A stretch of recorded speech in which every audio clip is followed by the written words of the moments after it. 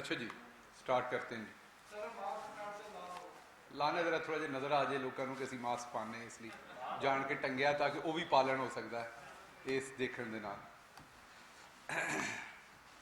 चलो हाथ में पकड़ लेता हूँ। आप दोस्तों की तशरीफ़ आवरी का बहुत शुक्रिया। जैसा कि आपको पता है कि हर थर्सडे हम हाउसिंग और कंस्ट्रक्शन के ऊपर आपसे बात करते हैं, और आज भी प्राइम मिनिस्टर साहब ने 2 मीटिंग्स चेयर की।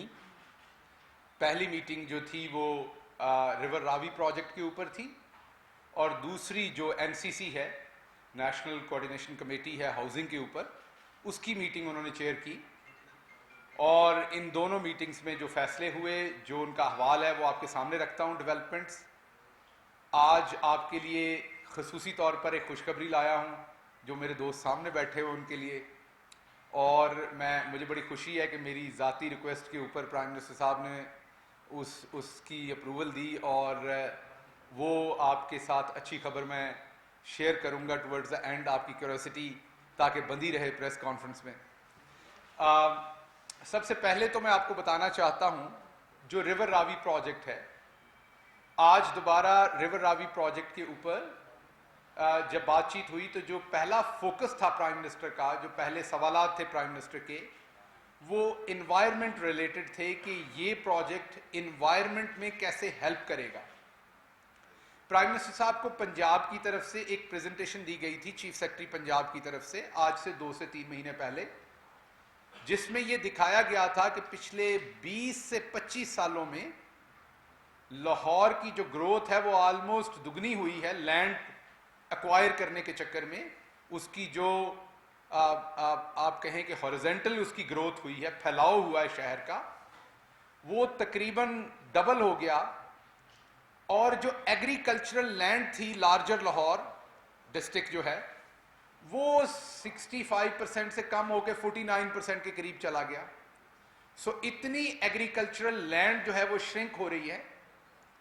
और उसके साथ साथ आप ये देख रहे हैं कि बेहंगम, अनप्लैंड, बगैर किसी मंसूबे के जो आबादियां हैं वो बढ़ रही हैं। ना उनके गंदे पानी के निकास का कहीं पर कोई सोचा जाता है लॉन्ग टर्म, ना उनके लिए रोड्स का जो नेटवर्क है उनका, बिजली, इलेक्ट्रिसिटी, गैस।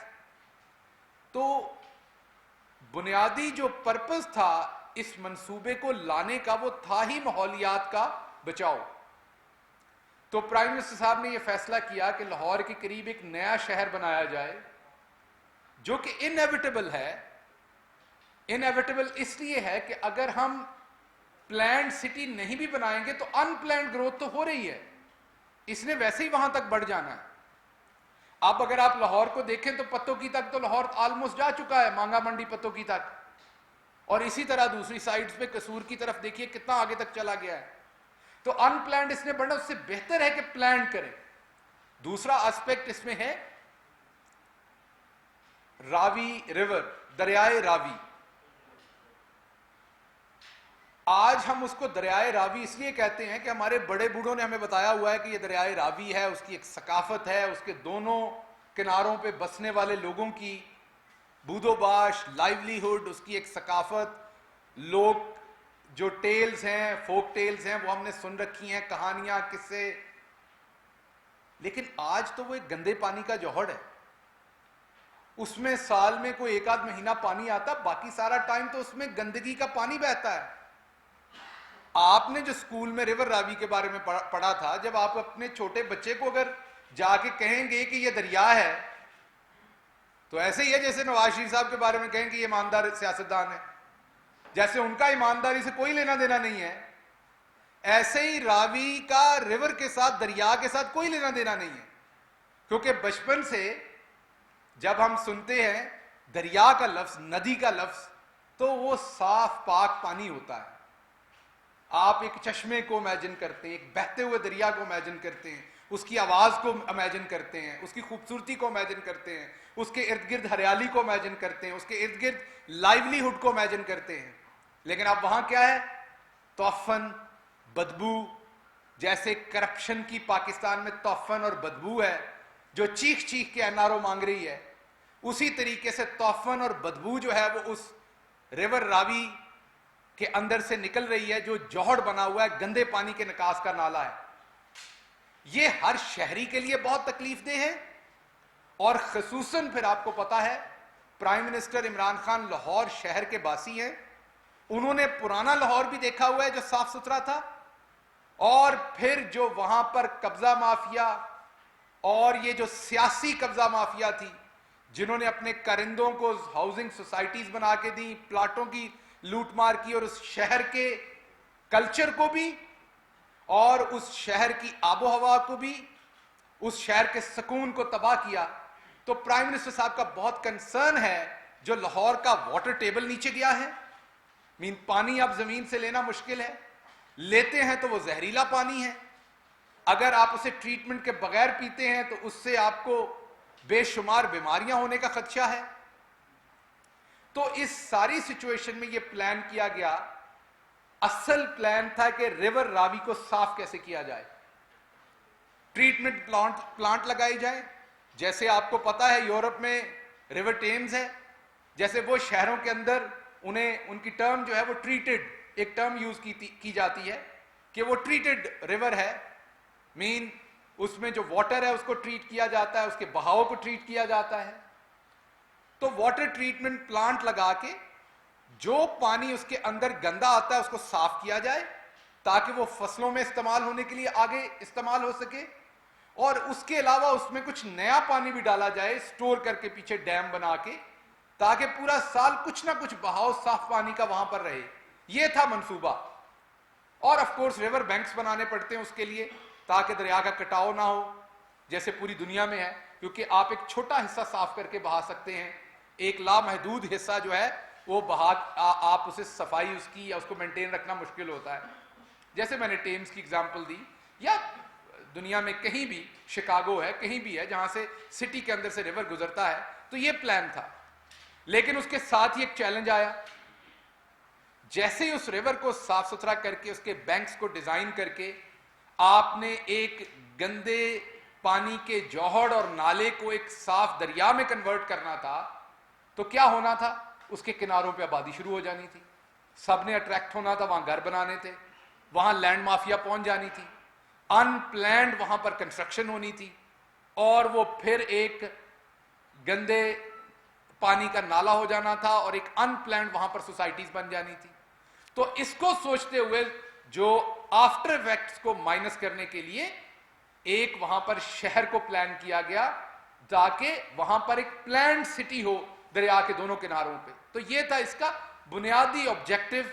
जब ये मंसूबा आया तो बुनियादी इसका जो ऑब्जेक्टिव था वो इन्वायरमेंट फ्रेंडली था, माहौल को बचाने के लिए था। तमाम तरकाविश इस एक नुक्ते के इर्द गिर्द घूमती थी कि इन्वायरमेंट को बचाना है। ऑफ कोर्स जब आपने पब्लिक का पैसा स्पेंड करना है और मुल्क की इकोनॉमी बेहतर करनी है, तो आपने उस प्रोजेक्ट की इकोनॉमिक वायबिलिटी भी देखनी है। तो फिर दिन रात मेहनत की गई, और प्राइम मिनिस्टर साहब पिछले एक साल से हर रोज तकरीबन कंस्ट्रक्शन के ऊपर खुद मीटिंग्स ले रहे हैं, हर हफ्ते तकरीबन खुद कंस्ट्रक्शन पे मीटिंग्स ले रहे हैं।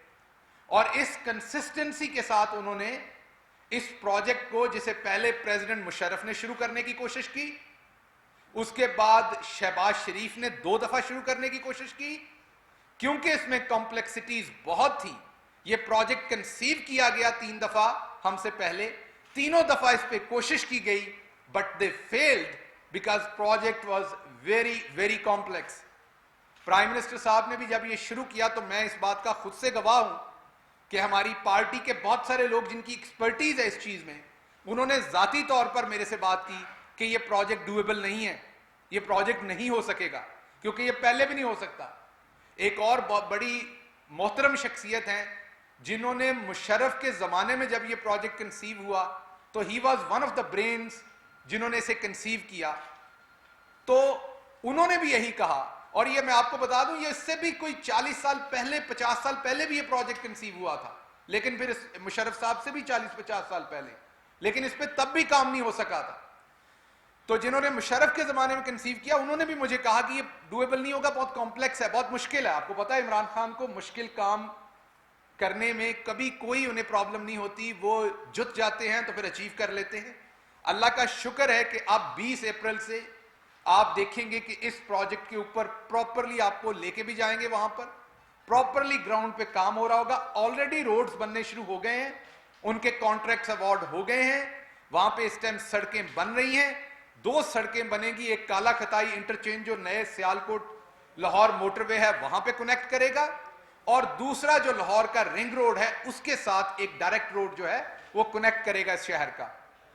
उनमें से एक सड़क के ऊपर ऑलरेडी काम शुरू हो गया है, और इसी अप्रैल के महीने में इंशाल्लाह ग्राउंड के ऊपर भी काम शुरू हो जाएगा।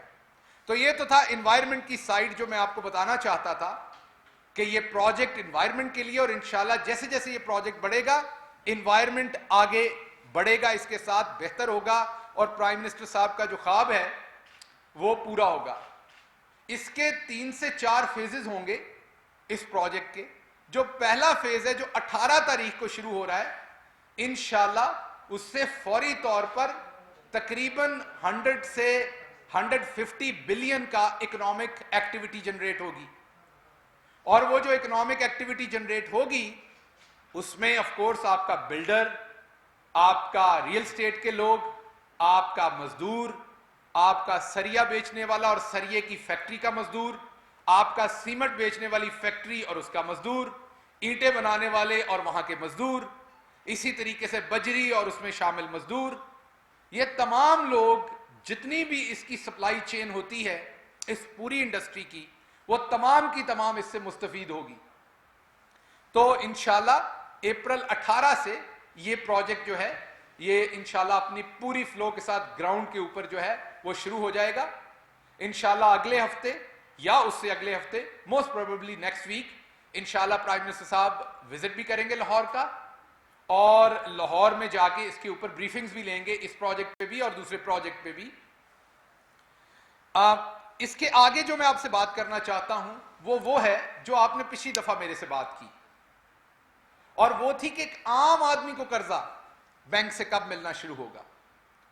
क्योंकि आपको पता पाकिस्तान में मॉर्टगेज का कोई कानून नहीं था, जिसकी वजह से पूरी दुनिया में ऐसे मुल्क हैं जहां पे 80% उनका पूरी लैंडिंग का जो है वो हाउसिंग पे है।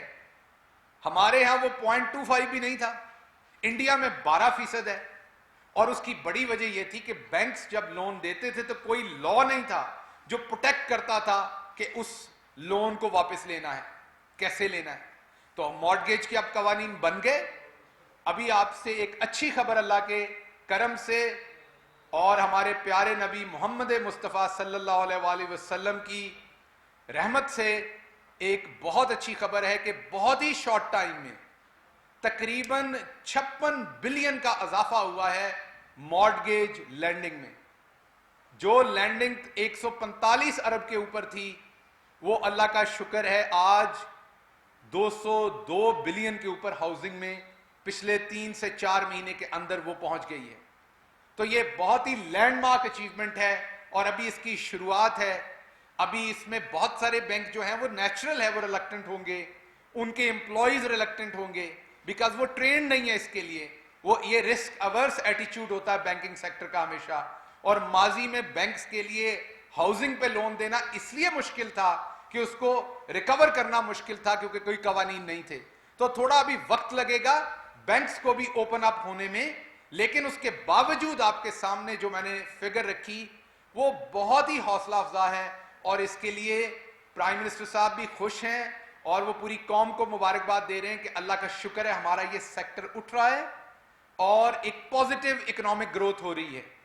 और इसके लिए हम शुक्रगुजार हैं उन बैंक्स के भी जिन्होंने आगे आकर सबसे ज्यादा परफॉर्म किया। मैं चंद बैंक्स को इसका क्रेडिट जरूर देना चाहूंगा जिन्होंने इसमें बहुत अच्छा परफॉर्म किया, जिसमें मिजान बैंक है, अलाइड बैंक है, दुबई इस्लामिक बैंक है और बैंक ऑफ पंजाब है।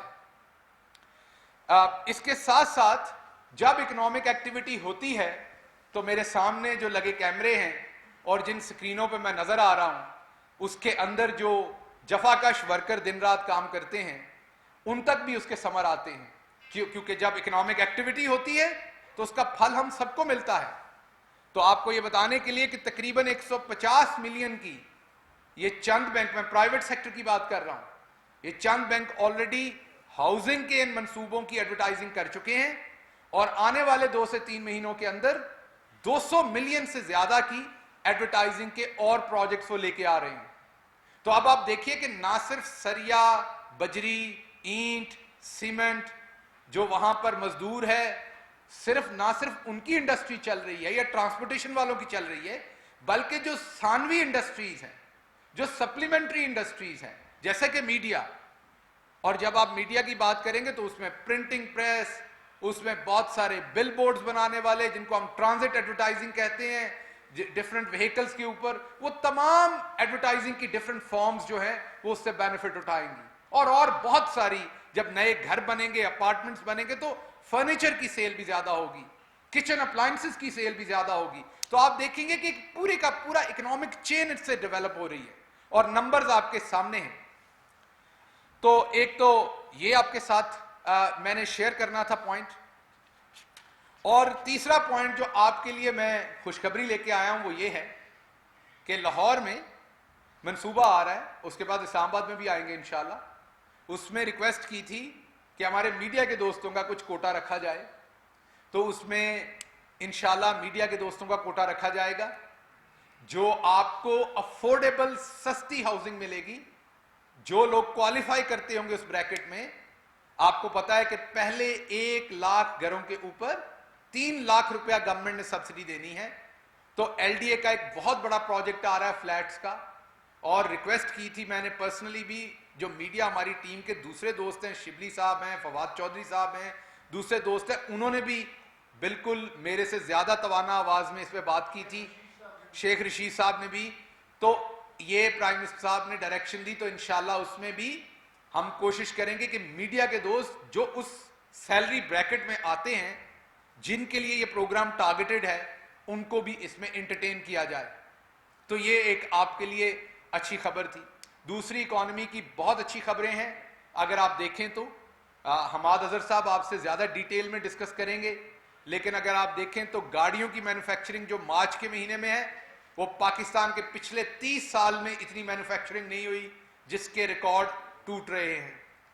तीसरी बात, अगर आप देखें करेंसी, तो जो रुपी है वो बेस्ट परफॉर्मिंग, दुनिया में इस टाइम डॉलर के अगेंस्ट बेस्ट परफॉर्मिंग जो करेंसी है, वो अल्लाह का शुक्र है, वो पाकिस्तानी रुपी है।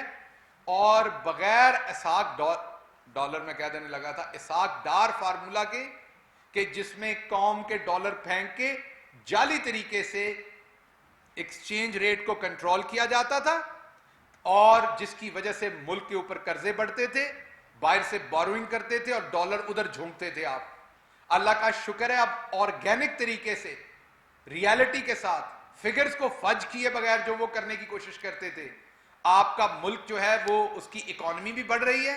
वो आप बैलेंस ऑफ पेमेंट्स देखें, वो आप करंट अकाउंट देखें, आप अपनी एक्सपोर्ट देखें, आप अपनी लार्ज मैन्युफैक्चरिंग का जो सेक्टर है वो देखें, और तो वो तमाम चीजें बढ़ रही हैं। आखिरी एक गल मैं होर करना चाहना है, जिहड़ी साडे काश्तकारां भरावां दी है, इस वेले तोरीए दी, सरों दी फसल उतर रही है। अल्लाह का शुक्र है कि सरों का रेट इस वेले पंजाब दे विच 4700 रुपए तो लैके 5000 रुपये मन ते चल रहा है। ऑलरेडी जेडे काश्तकार ने, जिमीदार भरा ने, उन्होंने ऑलरेडी कमाद जिहड़ा है वो 250 तो 300 और 350 रुपए तक बेचिया है। उस तो बाद ये जिहड़ी सरों की फसल है, शहरों के लोगों वास्ते मैं दस दियां कि कमाद और सरों कट्ठी बीजी दी है, तकरीबन 1000 तो 1500 रुपया 1 एकड़ दे विच जिहड़ा बी पाईदा है सरों का, ओदी कास्ट आंदी है। उस वेले डीएपी की कास्ट 3500 की, 1 तोड़ा वह पैंदा है। 2000 रुपया यूरिया की कास्ट सी, 1 तोड़ा वह पैंदा है। यह तकरीबन 7000 रुपये की कास्ट आंदी है जिमीदार की, और 2 पानी लाने ने। जे नहरी पानी है तो 2 पानी काफ़ी ने, सर्दियों के पानी इन्ना कुछ होंदा है, तो जे नहरी पानी नहीं तो ट्यूबवैल नाल जिहड़ा पानी लाना है उसकी कास्ट होनी है। तकरीबन 25 तो 30 मन 1 किले की सरों निकलती है। अज तुहाडा वो हुंदा है कि सरों पहले वड्डी हो जाती है, सरों नूं जिहड़ा वड्डिया जाता है, थल्ले छोटा कमाद रह जाता है जिन्हें दूसरी फसल देनी है। ਇਹਦੇ ਵਿੱਚ ਵੱਢਣ ਦੀ, ਗਾਣ ਦੀ, ਉਹਦੀ ਹਾਰਵੈਸਟਿੰਗ ਦੇ भी कोई पैसे नहीं देने पैंदे जिमीदार ਨੂੰ। ਜਿਹੜੇ ਹਾਰਵੈਸਟਿੰਗ ਵਾਲੇ ਨੇ ਉਹ ਤੁਹਾਡੀ ਸਰੋਂ ਵੱਢਦੇ ਨੇ, ਉਹਨੂੰ ਹਾਰਵੈਸਟਿੰਗ ਕਰਦੇ ਨੇ ਔਰ ਤੁਹਾਡੀ ਸਰੋਂ ਤੁਹਾਡੇ ਘਰ ਬੋਰੀਆਂ 'ਚ ਦੇ ਕੇ ਜਾਂਦੇ ਨੇ ਔਰ ਤੁਹਾਡੇ ਕੋਲੋਂ ਜਿਹੜਾ ਲੈਂਦੇ ਨੇ ਉਹਦੀ ਪਰਾਲੀ ਲੈਂਦੇ ਨੇ, ਜਿਹੜਾ ਉਹਦਾ ਤਿਨਕਾ ਹੁੰਦਾ ਹੈ ਕਿਉਂਕਿ ਉਹ ਪੇਪਰ ਦੇ ਵਿੱਚ ਇਸਤੇਮਾਲ ਹੁੰਦਾ ਹੈ, ਉਹ ਆਪਣੀ ਹਾਰਵੈਸਟਿੰਗ ਕਾਸਟ ਲੈਂਦੇ ਨੇ। ਤੇ ਜ਼ਿਮੀਦਾਰ ਨੂੰ ਸਾਫੀ ਤਕਰੀਬਨ 1.25 ਲੱਖ ਤੋਂ 1.5 ਲੱਖ ਰੁਪਈਆ 1 ਏਕੜ ਦਾ 4 ਮਹੀਨਿਆਂ 'ਚ ਬਚ ਰਿਹਾ ਹੈ ਇੱਕ ਸਾਨਵੀ ਫਸਲ ਦੇ ਉੱਤੇ। ਅਸਲ ਉਸ ਕਿੱਲੇ ਨੇ ਜਿਹੜੀ ਫਸਲ ਹੈ, ਉਸ ਏਕੜ ਨੇ ਅਸਲ ਫਸਲ ਕਮਾਦ ਦੀ ਦੇਣੀ ਹੈ। ਦੱਸਣ ਦਾ ਮਤਲਬ ਇਹ ਸੀ ਕਿ ਅੱਲਾ ਦਾ ਸ਼ੁਕਰ ਹੈ ਇਸ ਵੇਲੇ ਸਾਡਾ ਕਿਸਾਨ ਜਿਹੜਾ ਹੈ ਉਹ ਕੰਫਰਟੇਬਲ ਹੈ। ਲੇਕਿਨ ਦੂਸਰੇ ਪਾਸੇ ਤੁਸੀਂ ਇਹ ਵੀ ਵੇਖਣਾ ਹੈ ਕਿ ਇਨਸ਼ਾਅੱਲਾ ਇਸ ਵੇਲੇ ਸਬਜ਼ੀਆਂ ਦੇ ਰੇਟ ਹਿਸਟੋਰੀਕਲੀ ਸਭ ਤੋਂ ਘੱਟ ਨੇ। ਗੋਭੀ ਇਸ ਵੇਲੇ ਮੰਡੀਆਂ ਦੇ ਵਿੱਚ 5 ਰੁਪਏ ਕਿਲੋ ਵਿਕ ਰਹੀ ਹੈ, ਗਾਜਰ ਦਾ ਤੋੜਾ 150 ਤੋਂ 200 ਰੁਪਏ ਮੰਡੀਆਂ ਦੇ ਵਿੱਚ ਵਿਕ ਰਿਹਾ ਹੈ। ਤੇ ਤੁਸੀਂ ਇਹ ਵੀ ਦੇਖਣਾ ਹੈ ਕਿ ਸਬਜ਼ੀਆਂ ਦੀ ਵੀ ਅੱਲਾ ਦਾ शुक्र है कम तरीन कॉस्ट है। सो अल्लाह का शुक्र है ना सिर्फ महंगाई पे काबू पा रहे हैं, जिम्मेदार को भी खुशहाल कर रहे हैं और कंस्ट्रक्शन को भी कर रहे हैं जहां पे दूसरे मजदूर का होना है। तो कोशिश कर रहे हैं कि तमाम सेक्टर्स को, यहां पर सिर्फ इत्तफाक फाउंड्री के लिए पॉलिसियां नहीं बन रही, यहां पर सिर्फ लंदन के फ्लैट बनाने की पॉलिसियां नहीं बन रही, यहां पर नियामत सरोया जिम्मेदार छोटा है या यहां पर एक बड़ा बिल्डर है या यहां पर एक मजदूर है, उन तमाम के लिए एक जैसी पॉलिसियां जो है वो बनाने की कोशिश की जा रही है कि उन सब के यहां आसानी आए। यही प्राइम मिनिस्टर साहब का ख्वाब था और इसी पे काम कर रहे हैं। जी आपके सवाल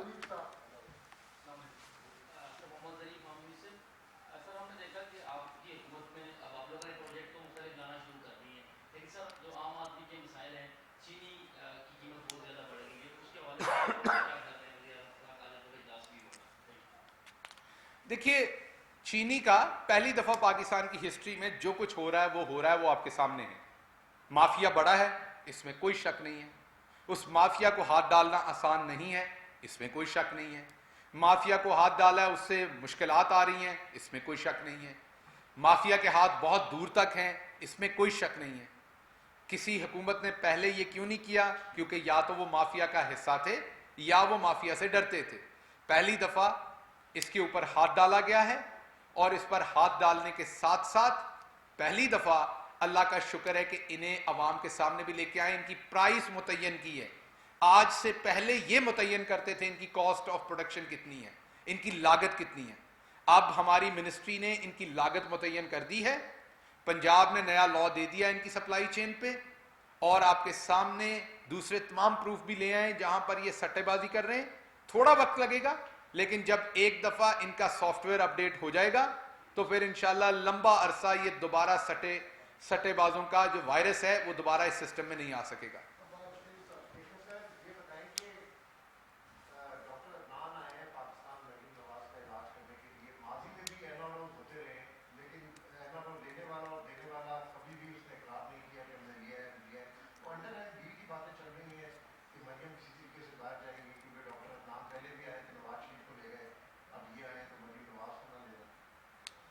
इस पे मेरा जवाब ये है कि एक बेरंग सा मंजर है, जहां तक सोचूं जिंदगी में तेरे बारे में कहां तक सोचूं।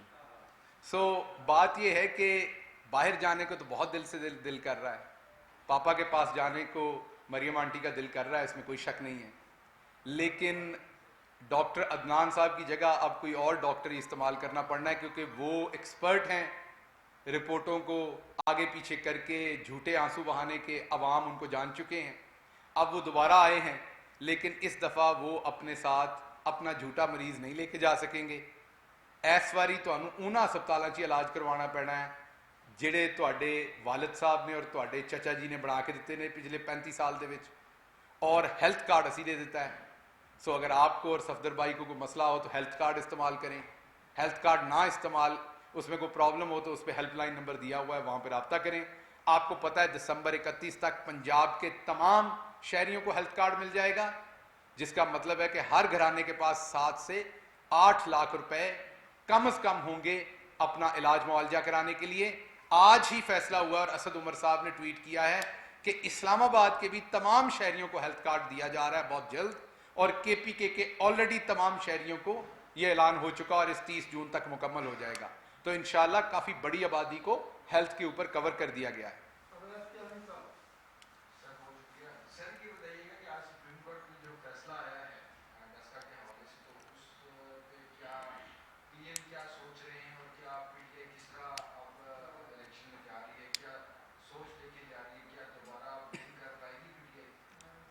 देखिए, बात यह है कि पीटीआई का तो बहुत वाजे स्टांस होता है।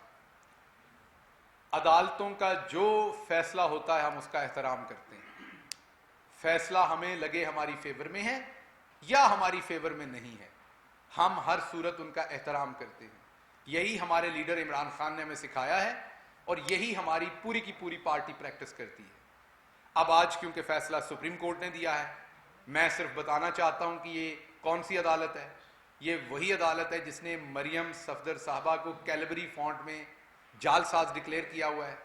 ये वही अदालत है और ये वहीं पर वाक़या है अदालत। उसी अदालत के मुअज़्ज़ज़ जज साहबान ने आज फैसला दिया जो आपको पसंद है। उसी अदालत ने नवाज शरीफ साहब को एक चोर और एक झूठ बोलने वाला डिक्लेयर किया हुआ है। तो अगर आज का फैसला आपको बहुत कबूल है तो फिर आपको उस फैसले पर भी कबूलियत देनी पड़ेगी, क्योंकि आप मीठा मीठा हप अप नहीं कर सकते। हम तो अदालतों का एहतराम करते हैं, हम आज भी अदालत के सामने सरनगू हैं। उन्होंने फैसला किया, बेहतरीन फैसला किया। पिछली आपको पता है वीक में एक जो चल रही थी प्रोसीडिंग्स, उसमें गलत तरीके से जज साहब के रिमार्क्स को, एक मुअज़्ज़ज़ जज साहब के रिमार्क्स को रिपोर्ट कर दिया गया और उसके ऊपर जो गाली गलोच मुस्लिम लीग नून के उन लोगों ने निकाली जो डायरेक्टली मरियम सफदर के साथ लिंक्ड हैं, जिनको मरियम सफदर डायरेक्टली नरिश करती हैं, सपोर्ट करती हैं और प्रमोट करती हैं, और उसका वाह शगाफ, उसके जो सबूत हैं वो मौजूद हैं कि उनको खुद से फॉलो भी करती हैं। मेरे जैसा बंदा जिसको मरियम सफदर जानती भी नहीं है, वो कहती हैं कौन शहबाज गिल, बाद में मेरे एक ट्वीट पे उन्हें जवाब देना पड़ जाता है कि मैं कहीं नहीं जा रही। उस तरह के बंदे ने सिर्फ 33 या 35 लोगों को फॉलो किया हुआ है, मुझे एग्जैक्टली नहीं याद। तो मेरे जैसे बंदे ने, जिसको कोई जानता नहीं है और बाजी मरियम भी नहीं जानती, सॉरी आंटी मरियम भी नहीं जानती, और उसने तो 35 लोगों को फॉलो किया हुआ है, इतनी बड़ी लीडर, तो उन्होंने इस तरह के लुच्चे लफंगे बेहयाओं को फॉलो किया हुआ है जो मुअज़्ज़ज़ जजेस को गाली गलोच करते हैं। तो आंटी जी खुद ही सोचिए, ये मुनासिब रवैया नहीं है। अदालतों का हमें एहतराम करना पड़ना है, वो आप हों या हम हों, हम सबको अदालतों का एहतराम करना पड़ना है। आपके यहाँ ये रीत नहीं है सुप्रीम कोर्ट से हमला करके लेके आज तक, लेकिन अब आपको अदालतों के सामने सरनगू होना पड़ना है। Thank you sir.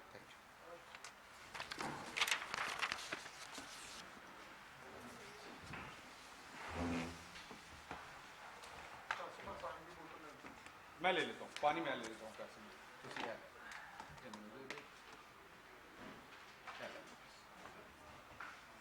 शुक्रिया मकबूल साहब। अच्छा।